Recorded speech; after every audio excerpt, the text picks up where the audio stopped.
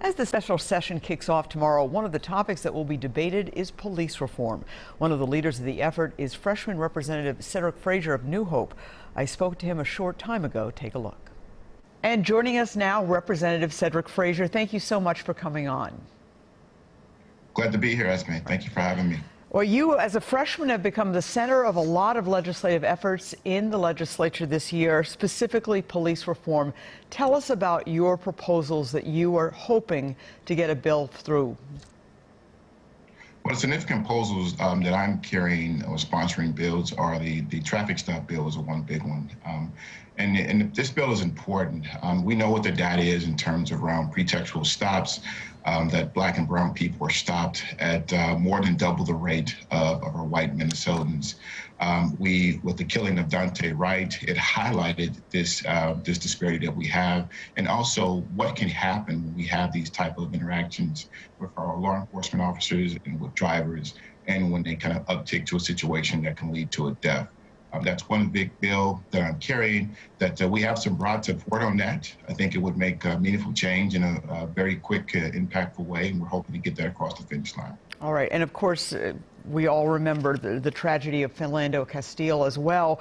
But beyond that, and you've been upfront about this, and every Black man that I have talked to, and to a lesser extent Black women, have a story about being stopped. You're an attorney, you're a member of the legislature, but you had a story a number of years ago where you were stopped that was very scary. That's correct. I was a teenager growing up in Chicago where I was stopped. I was about 16 years old.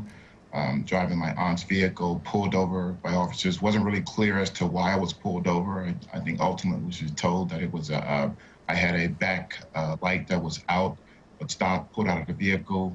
They didn't believe that that it was my aunt's vehicle because her last name was different than mine. Showed them the insurance, but I was pulled out. The vehicle was searched. I was held for about 45 minutes. I was terrified during that time, but those are situations we're trying to make sure don't happen on a regular basis, and don't put folks in situations where it can escalate to someone being killed. Okay.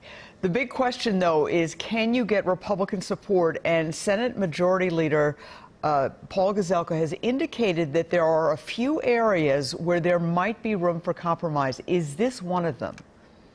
I believe this is one of them. We've continued to work on this language to put it in a position where we can get broad support. In fact, Esme, when we passed this bill out of the House, we had some Republican support in this bill. So we do have broad support.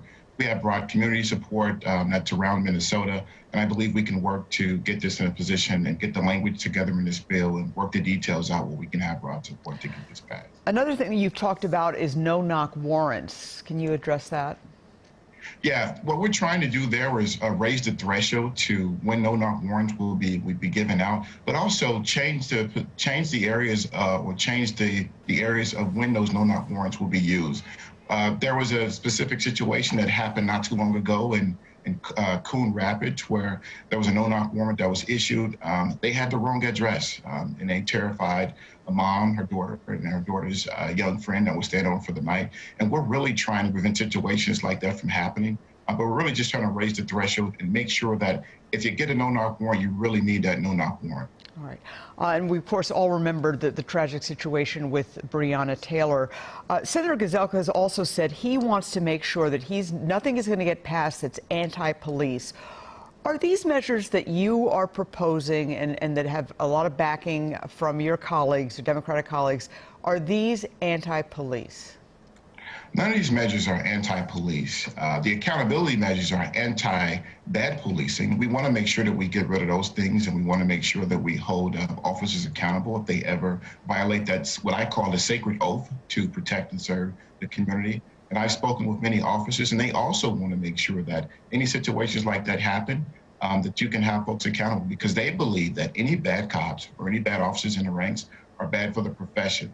But none of these are anti-police. They're all attempts to raise the profession, to have accountability and to have reform, and to continue on to build a public safety system that is good for all Minnesotans. All right. Well, Representative Frazier, thank you so much for joining us. I really appreciate your time this morning.